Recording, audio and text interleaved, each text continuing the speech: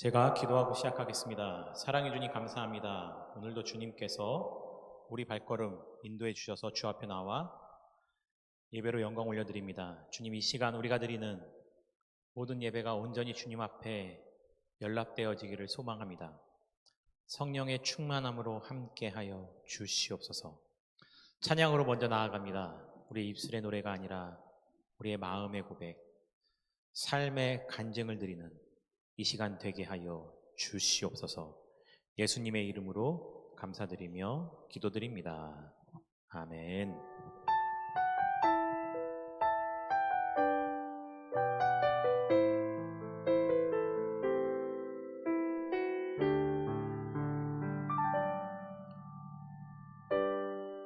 생명의 길 나 주님과 함께 상한 마음을 들이며 주님 앞에 나가리. 나의 의로움이 되신 주 그 이름 예수, 나의 길이 되신 이름 예수. 나의 길 오직 그가 하시나니 나를 단련하신 후에 내가 정금같이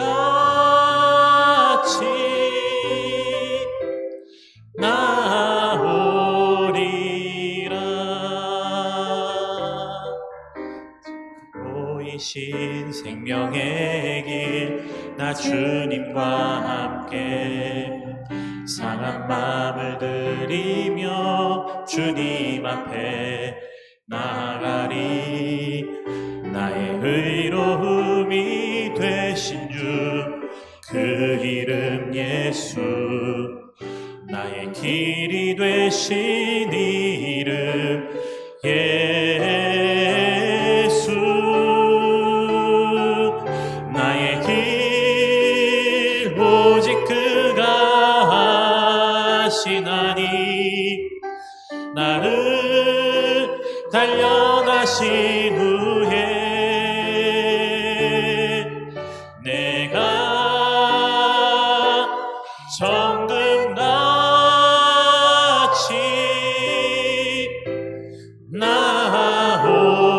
나오리라. 나의 길 오직 그가 하시나니 나를 단련하신 후에 내가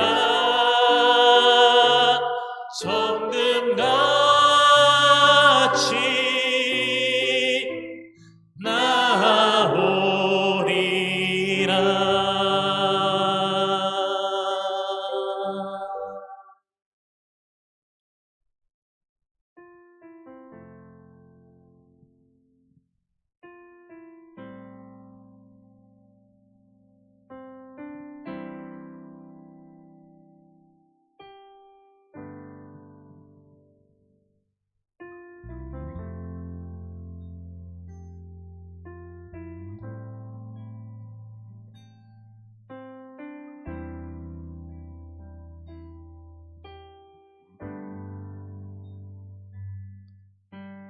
주 품에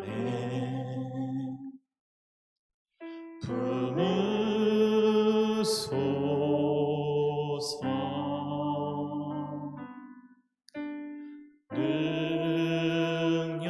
능력에 발로 덮으소서. 거친 파도 날 향해 와도 주와 함께 날아오르리. 폭풍 가운데 나의 영혼 잠 잠잠하게 주를 보리라. 주님 안에 나 거하리.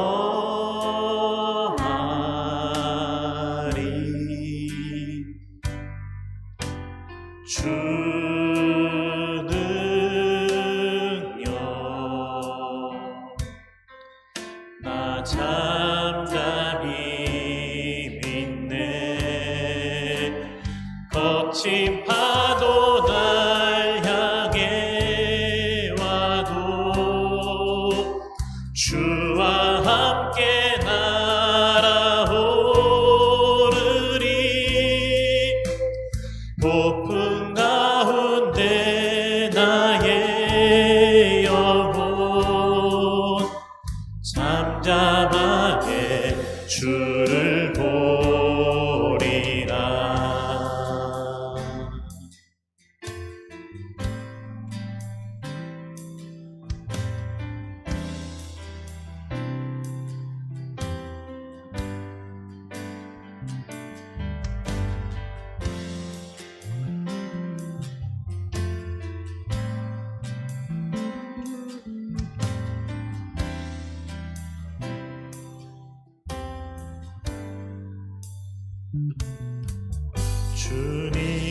주님 안에 나 거하리. 주 능력 나 잠잠히 믿네. 거친 파도 날 향해 와도 주와 함께 날아오르리. 높은 가운데 나의 영혼 잠잠하게 주를 보리라. 거친 파도 날 향해 와도 주와 함께 날아오르리. 높은 가운데 나의 영혼 잠잠하게 주를 보리라. 잠잠하게 주를 보리라.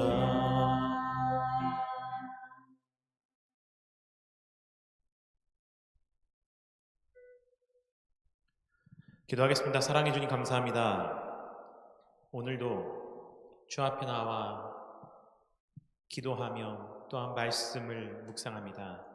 주님, 우리가 이 세상을 살아감에 있어서 하나님의 그 말씀을 우리 마음 가운데 깊이 간직하는 저희들 되게 하여 주시고, 그 말씀이 우리 마음 가운데 심겨졌을 때 살아 운동력이 있어 우리의 삶을 이끌어가는 힘과 방패가 되게 하여 주시옵소서. 예수님의 이름으로 감사드리며 기도드립니다. 아멘. 말씀 보겠습니다. 레위기 2장 1절부터 16절까지의 말씀입니다. 저와 여러분들 한 절씩 교독하도록 하겠습니다. 레위기 2장 1절부터 16절까지의 말씀입니다.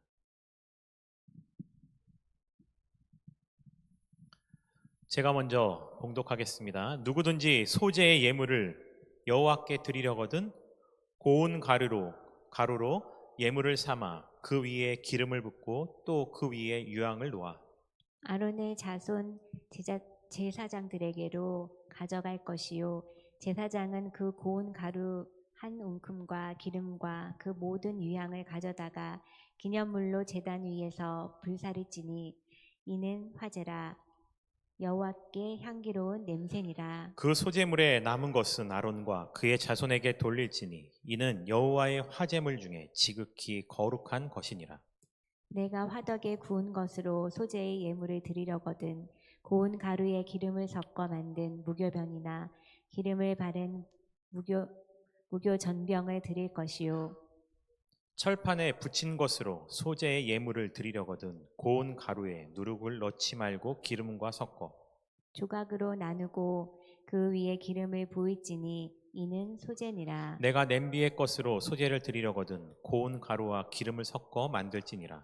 너는 이것들로 만든 소재물을 여호와께로 가져다가 제사장에게 줄 것이요 제사장은 그것을 제단으로 가져가서 그 소재물 중에서 기념할 것을 가져다가 제단 위에서 불사를 지니 이는 화제라. 여호와께 향기로운 냄새니라. 소재물에 남은 것은 아론과 그의 아들들에게 돌릴지니 이는 여호와의 화제물 중에 지극히 거룩한 것이니라. 너희가 여호와께 드리는 모든 소재물에는 누룩을 넣지 말지니 너희가 누룩이나 꿀을 여호와께 화제로 드려 사르지 못할지니라. 처음 익은 것으로는 그것을 여호와께 드릴지나 향기로운 냄새를 위하여는 제단에 올리지 말지며 내 모든 소재물에 소금을 치라. 내 하나님의 언약의 소금을 내 소재에 빼지 못할지니 내 모든 예물에 소금을 드릴지니라. 너는 첫 이삭의 소재를 여호와께 드리거든 첫 이삭을 볶아 찌은 것으로 내 소재를 삼되 그 위에 기름을 붓고 그 위에 유향을 더할지니 이는 소재니라. 제사장은 찌은 곡식과 기름을 모든 유향과 함께 기념물로 불사를 지니 이는 여호와께 드리는 화제니라. 아멘. 오늘 레위기 2장 말씀을 함께 가지고서 은혜를 나누겠습니다. 사랑하는 성도 여러분, 오늘 금요기도에 우리가 함께 붙들 하나님의 말씀은 레위기 2장입니다. 레위기 2장은 소재에 대한 말씀입니다. 소재는 짐승을 드리는 제사가 아니라 고운 가루와 기름과 유향으로 드리는 예물입니다. 본문을 보면 소재는 여러 방식으로 드려질 수 있었지만 공통적으로 하나님께서 받으시는 기준은 분명했습니다. 고운 가루가 있어야 했고 기름이 있어야 했고 유향이 있어야 했고 누룩은 안 됐습니다. 꿀도 안 되고 또 반드시 소금은 들어가야 했습니다. 그리고 이 예물 가운데 한 부분은 하나님께 기념물로 불살라 드리고 남은 것은 제사장들에게 돌아갔습니다. 오늘 2장의 본문의 구절을 보면 1절부터 3절은 기본적인 소재에 대해서 나와 있고요. 4절부터 10절은 조리 형태에 따른 소재, 11절부터 13절은 금지와 필수 규정, 14절부터 16절까지는 첫 이삭의 소재를 다루고 있습니다. 우린 이런 본문을 읽으면 쉽게 이건 구약의 제사니까 지금 나와 상관이 없어 라고 생각할 수 있지만 그렇지 않습니다. 신약시대를 사는 우리에게 짐승 제사와 곡식 제사의 형식은 이미 지나갔지만 하나님 앞에 나아가는 예배의 정신은 아직도 남아 있습니다. 오히려 레위기 2장은 오늘 우리의 예배와 기도, 헌신과 삶이 어떤 향기를 내야 하는지를 아주 구체적으로 우리에게 보여주고 있습니다. 특별히 금요기도에 이 말씀이 중요한 이유는 기도는 결국 하나님 앞에서 내가 무엇을 들고 서 있을 것인가의 문제이기 때문입니다. 입술만 들고 서 있는 것이 아니라 우리의 고백과 우리의 삶 자체를 들고 하나님께 나아가야 되기 때문입니다. 그래서 오늘 말씀을 통해서 하나님께서는 우리에게 이렇게 묻고 계십니다. 너는 지금 무엇으로 나에게 나오고 있는가? 지금 우리의 예배는 어떤 향기로 하나님께 올려 드려지고 있는가? 오늘 나의 기도와 나의 예배에는 소금이 있는가 없는가? 오늘 본문을요 3가지로 나누어 보았습니다. 첫 번째는 하나님은 고운 가루 같은 삶을 원하신다라는 겁니다. 1절 내용을 보면요, 누구든지 소재의 예물을 여호와께 드리려거든 고운 가루로 예물을 삼아 드리라고 명령하셨습니다. 여기서 소재는 거친 곡식 덩어리가 아니라 고운 가루였다라는 겁니다. 사실 가축을 제사를 드릴 때는 가져오기 전에 해야 되는 것은 하나였습니다. 흠없는 것을 고르는 거였죠. 그리고 나서 그것을 가지고 와서 성막 안에서 그것을 가죽을 벗고 각을 뜨고 했던 것이 있지만, 소재를 드릴 때는 그것과 다릅니다. 이 곡식을요, 하나님께 갖고 올 때는 가지고 오기 전에 그 거친 곡식을 이미 빻아서 고운 가루로 만들어야 되는 수고가 더 있었다라는 것입니다. 이것은 아무렇게나 대충 드리는 제사가 아니라는 것입니다. 하나님께 드리는 제물에 따라서는 가축이 필요할 때도 있고, 또는 이런 곡식이 필요할 때도 있습니다. 가치로 따지면 물론 시대에 따라 다르겠죠. 과연 가축이 더 비쌀 것인가, 곡식이 더 비쌀 것인가? 현대로 생각하면 가축의 희생을 드리는 것이 경제적으로는 더 비쌀 수 있겠죠. 하지만 우리가 곡식을 하나님께 제사를 드리는 데 있어서는 그것에 합당한 필요한 과정이 분명히 있었다라는 것입니다.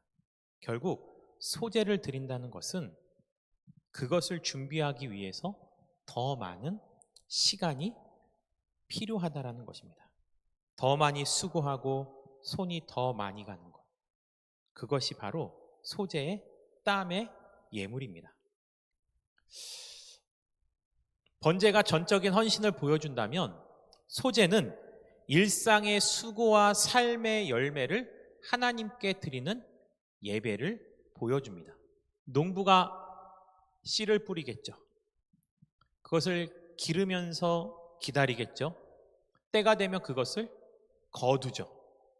거둔 것을 찢고 빻아야 고운 가루가 되듯이, 하나님은 우리 인생에서 아직도 다듬어지지 않았던 우리의 거칠음, 우리의 본능, 이런 것을 가지고서 고운 가루와 같은 사람으로 우리를 만들어 나가십니다.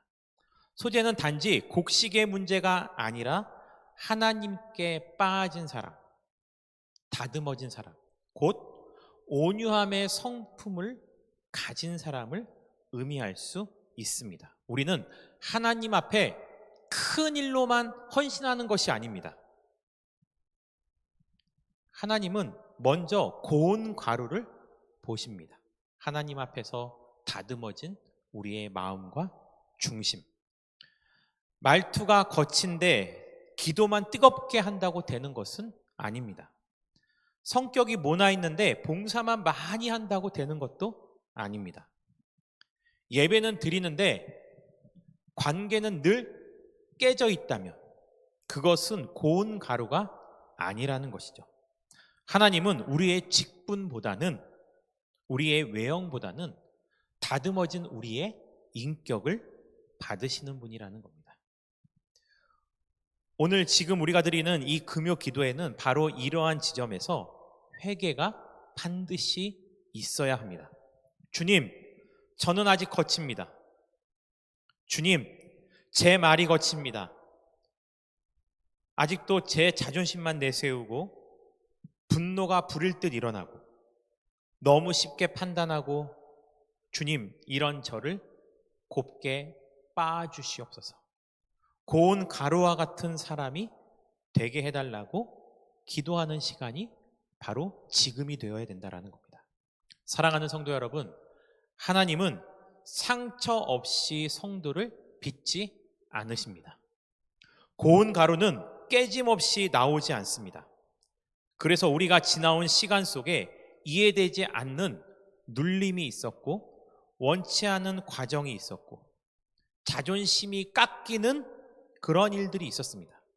그런데 그 모든 과정을 통해 하나님이 하시는 일은 하나입니다.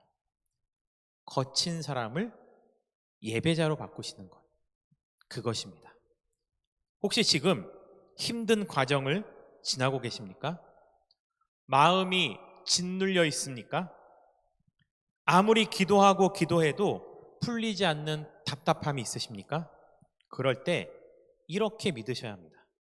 하나님이 나를 버리시는 것이 아니라 나를 다듬고 계시는구나. 하나님이 나를 끝내시는 것이 아니라 빚고 계시는구나. 고운 가루는 상품이 아니라 과정의 결과라는 것입니다. 오늘 우리의 기도는 이 고백이 있어야 합니다. 주님, 내 인생을 향기로운 소재로 받으시도록 나를 고운 가루로 만져 주시옵소서. 두 번째는 하나님은 기름과 유향이 있는 예배를 기뻐하십니다.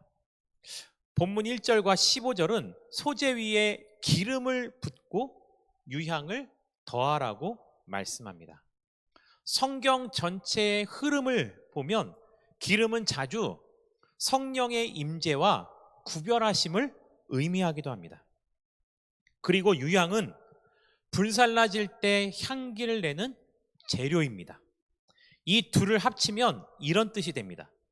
하나님이 받으시는 예배는 성령의 기름과 성령의 기름 부으심과 또 하나님께 올라가는 향기가 있어야 한다는 것입니다. 그래서 제가 대표 기도를 하거나 어떤 기도를 할 때 항상 맨 앞에 나오는 것 중에 하나가 무엇일까요? 성령의 충만함으로 우리와 함께 해달라는 기도입니다. 여러분들이 찬양을 하던 기도를 하던 말씀을 묵상하던 직장을 위해서 기도하고 학교 생활을 위해서 기도하고 무엇을 위해서 기도하든 가장 앞에 선행되어야 될 것 가운데 하나가 무엇이냐면 이 성령의 기름 부으심입니다. 오늘 우리가 하고 있는 금요 기도에도 마찬가지입니다. 순서가 좋아도 반주가 좋아도 설교가 논리적이어도 성령의 기름 부으심이 없으면 그 자리는 종교 행사로 끝날 수 있습니다. 모든 사람이 그런 건 아닌데요. 이 불교의 영향을 많이 받은 사람들 가운데 특히 이 불교에 있다가 기독교로 오신 분들 가운데 아니면 이성적으로 많이 치우치신 분들 보면 이 깨달음이라는 것을 굉장히 중요시 여기는 분들이 계십니다.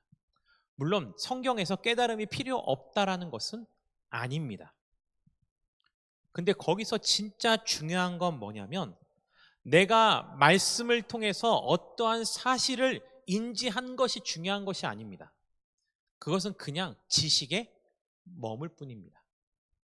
진짜 중요한 것은 그 지식과 인지가 성령의 인도함을 따라서 내 입술을 통해서 나의 삶으로 지금 고백되어지고 있느냐가 더 중요하다라는 것입니다. 그래서 성령의 기름 부으심이 있어야 말씀을 통해서 우리의 인생을 바꾸는 역사가 가능해지는 것입니다. 그리고 유향은 향기를 나타냅니다. 유향은요, 그냥 놓여 있을 때보다 불에 들어갈 때 향기가 더 진하게 올라옵니다. 요리할 때 생각하시면 돼요. 우리가 참기름과 같은 것을 요리할 때 넣으면요, 냄새가 참 고소하죠. 저희 집에서도 이렇게 요리를 하면 가끔씩 기름을 부으면 위층에 있는 딸이 그럽니다. 뭐 하고 있어? 이렇게 물어봅니다. 기름은 불살라질 때 그 향이 더 멀리 퍼지기 때문입니다. 이것은 굉장히 중요합니다. 어떤 성도는 평소에는 굉장히 조용합니다. 그런데 시련을 지나면서 향기가 나는 성도들이 있어요. 어떤 가정은 굉장히 어렵습니다. 근데 그 고난을 통과하면서 더 기도하게 되고 더 사랑하게 되고 더 하나님을 찾게 되면서 그 가정은 더욱더 향기로운 냄새를 하나님께 올려드리는 소재와 같은 가정이 있다라는 겁니다. 여러분들에게 지금 주어진 여러분들의 삶의 과정은 어떻습니까? 원망과 불평의 냄새만 충만합니까? 아니면 기도의 향기가 여러분들의 삶을 통해서 충만하게 부어지고 있습니까? 사랑하는 성도 여러분, 지금 내 삶에 불이 지나고 있습니까?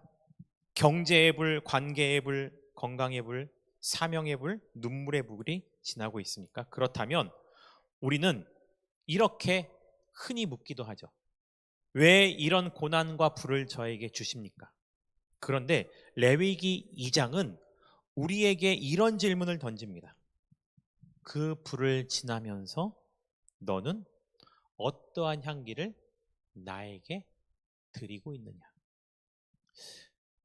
그런데 익숙함이 은혜를 대신하면요, 굉장히 위험해집니다.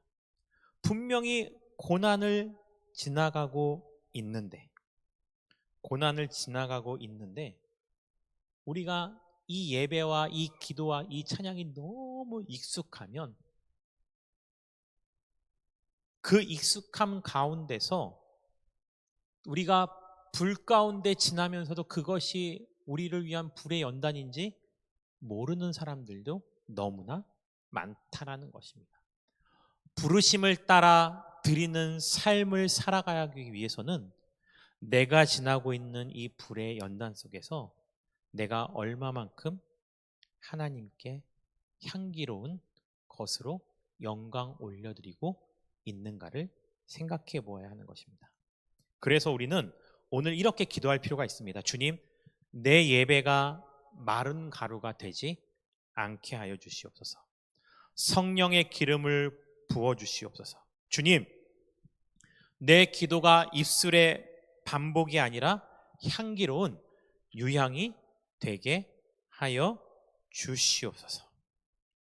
요한계시록 5장 8절은 이렇게 말하고 있습니다. 성도의 기도는 향과 같다라고 기록하고 있습니다. 또요, 에베소서 5장 2절은요, 그리스도의 희생은 하나님께 향기로운 제물이라고 말하고 있습니다.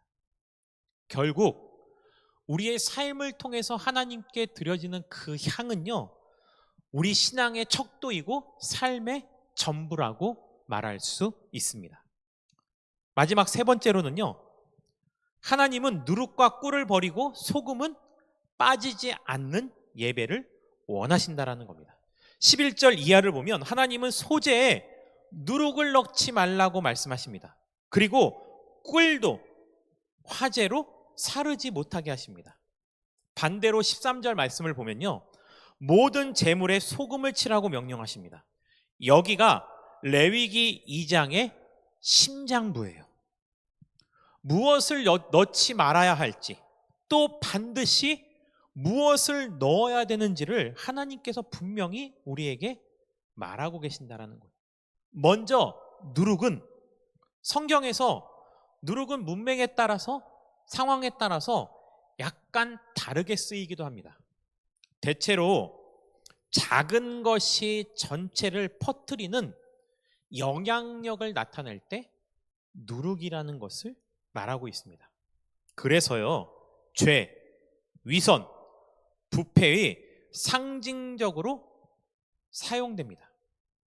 레위기 2장에서 하나님이 누룩을 금하신 것은 하나님께 드리는 예배가 속은 썩어져 가는데 겉만 부풀어 오른 종교가 되어서는 안 된다라고 경고하고 있습니다. 그래서 선지서 말씀을 보면요, 회막에서 반복적으로 계속해서 희생제사가 드리고 있는데 그 제사를 통해서 성막 주변에는 늘 피비린내가 진동하고 있는데 하나님께서는 그 제사를 하나도 받지 않으셨다라는 표현이 있습니다. 왜 그럴까요? 겉만 부풀어 오른 형식적인 예배에 지나지 않은 것이 있기 때문입니다. 우리는요, 겉으로만 얼마든지 부풀어 오를 수 있습니다. 직분도 마찬가지입니다. 우리의 활동도 마찬가지입니다.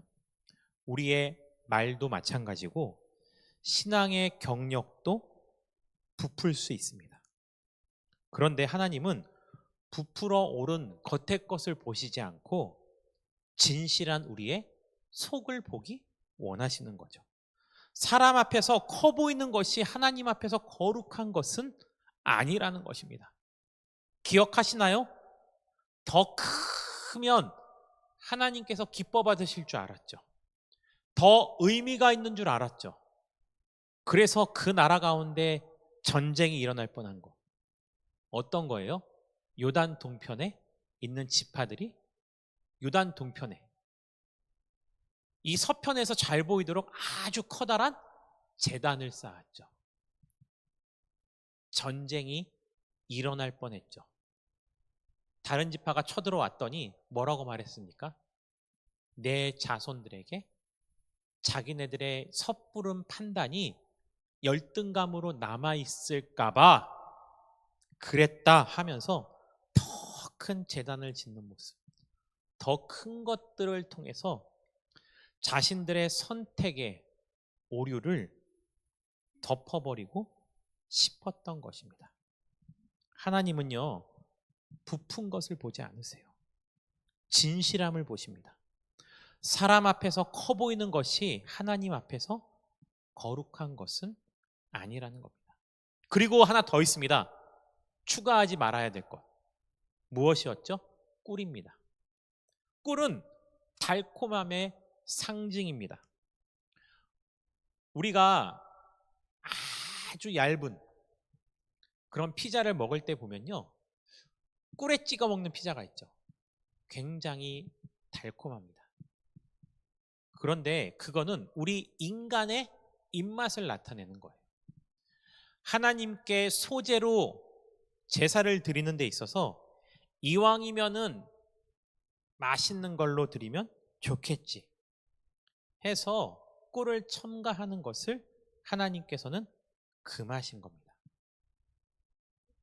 감각적인 달콤함 혹은 하나님께 예배 드리는 데 있어서 세상적이고 세속적인 것이 섞어져 들어오는 것을 원치 않으신다라는 겁니다. 본문 자체가 꿀의 상징을 직접 설명하지는 않습니다. 어떤 이유에서 꿀을 넣지 말라고 하는지에 대해서는 본문에서는 우리가 찾아보기 매우 어렵습니다.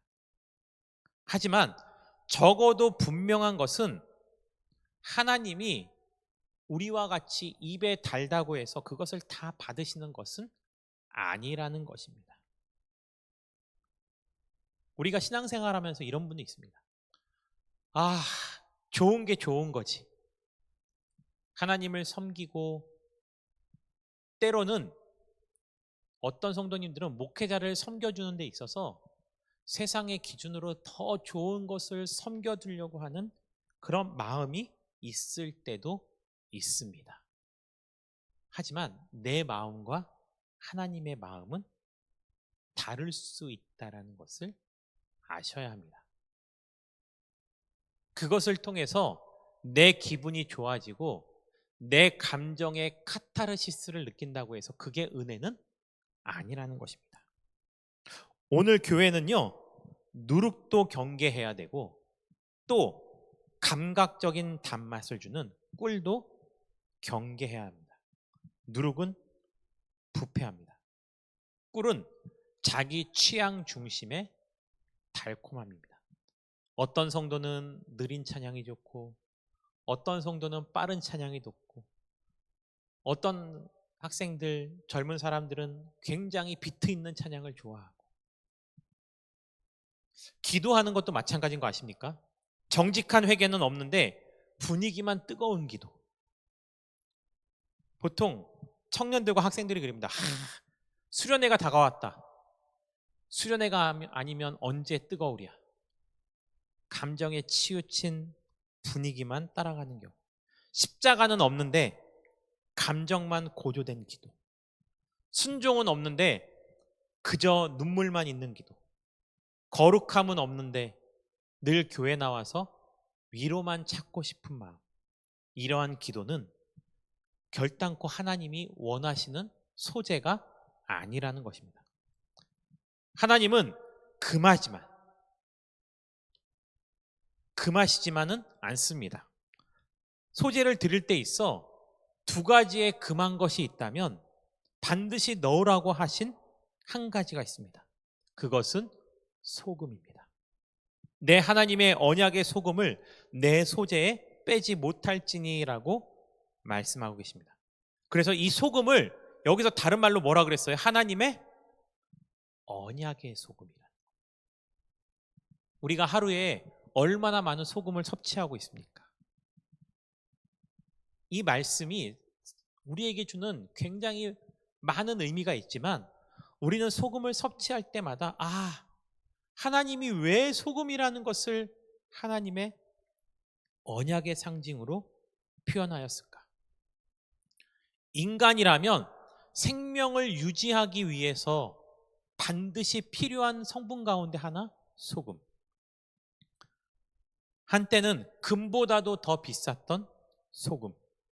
소금은 부패를 막고 맛을 내고 보존하는 역할을 합니다.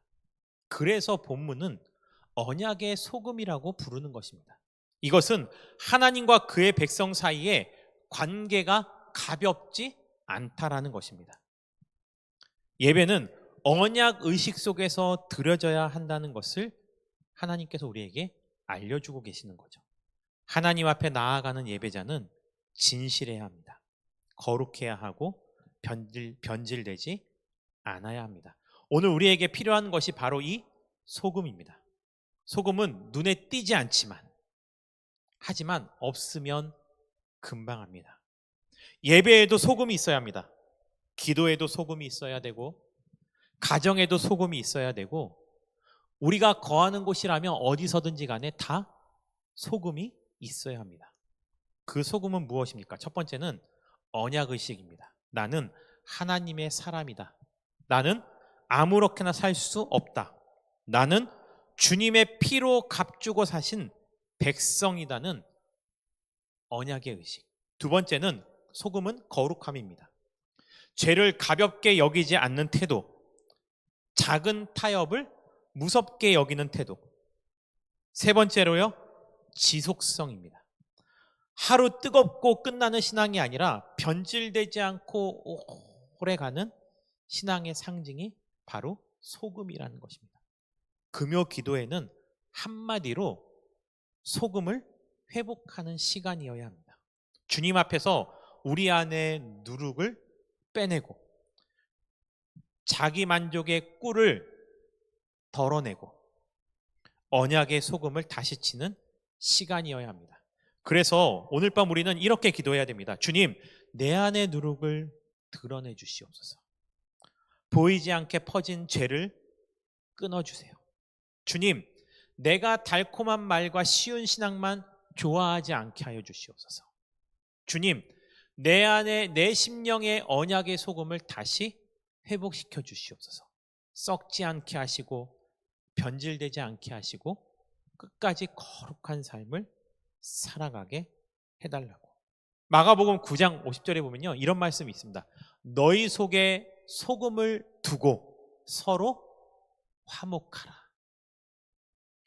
우리의 인간과 인간의 관계 속에서 서로 화목한 삶을 이루어 가려면, 또 우리와 하나님과의 관계 속에서 우리가 화목한 삶을 살아가기 원한다면 우리 안에 하나님의 언약의 상징인 소금을 두라는 거죠. 마지막으로요, 소금은 결국 예수 그리스도를 가리킵니다. 예수님은 참된 고운 가루와 같은 분이십니다. 거칠음이 없으셨습니다. 예수님은 참된 기름 부음 받으신 분입니다. 그분은 성령이 충만하였고 성령이 비둘기같이 내려와 그분의 삶을 이끌어 주셨습니다. 예수님은 참된 향기로운 제물이십니다. 그의 삶과 죽음은 온전히 하나님 앞에 화목제로 올려진 희생물이었기 때문입니다. 예수님은 누룩이 없으신 분입니다. 죄가 없으셨기 때문이죠. 예수님은 첫 열매이십니다. 죽음을 깨뜨리고 부활하셨기 때문입니다. 그러므로 사랑하는 성도님, 우리가 하나님께 나아갈 수 있는 근거는 내가 잘 빠졌기 때문이 아닙니다. 내가 완전해서도 아닙니다. 내가 향기로운 사람이어서도 아닙니다.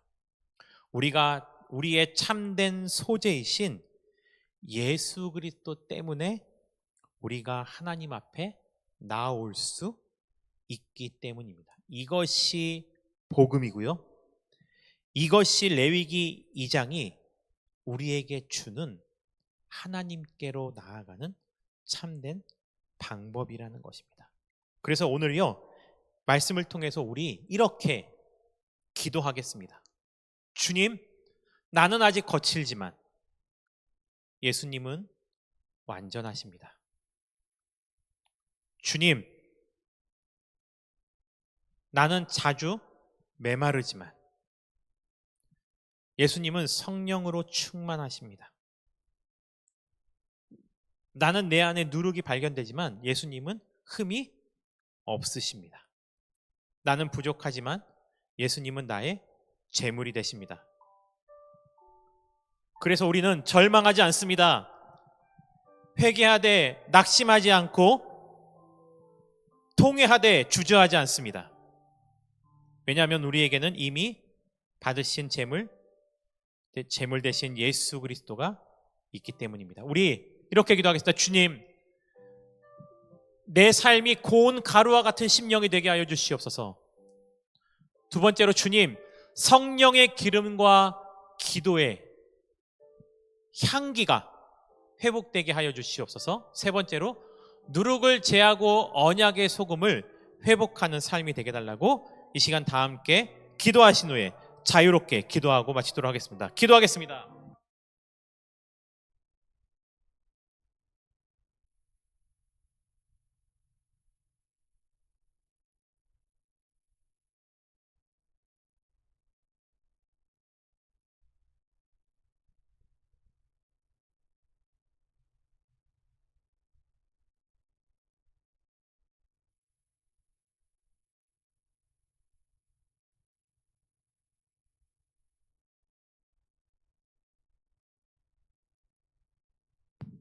다듬어지지 아니하고